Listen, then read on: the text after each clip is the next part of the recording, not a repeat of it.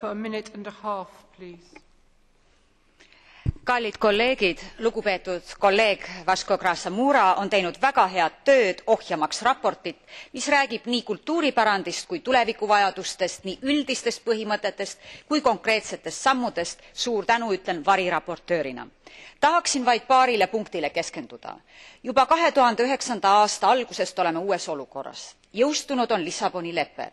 Et meie välisesindused saaksid väärikalt esindada meie kultuuri, peaks kultuuridimensioon olema järjekindlalt lõimitud meie välispoliitikasse. Praegu oleme me sellest veel väga kaugel.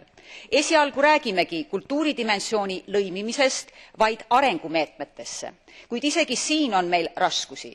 Euroopa kultuuris on palju väga väärtuslikke liidetavaid, kuid summa asemel näeme neist olevat teinud hoopis aritmeetilise keskmise. Euroopa kultuuri kohalolekut on maailmas tunda kahetsusväärselt vähe.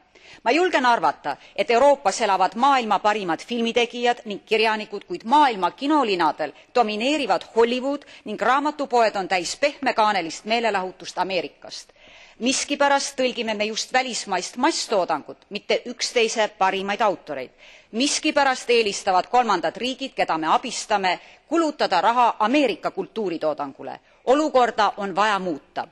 Me peame kindlasti pöörama rohkem tähelepanu ühise Euroopa kultuuriruumi taasleidmisele. Kultuuriruumi, mis Vahemere maade ja Kesk-Euroopa kõrval sisaldab ka Põhjalat, Baltimaid ning Ida-Euroopat. Sedasi oleme tugevamad, sedasi saab väärtuslikest elementidest summa, mis on liidetavatest suurem. Suur tänu!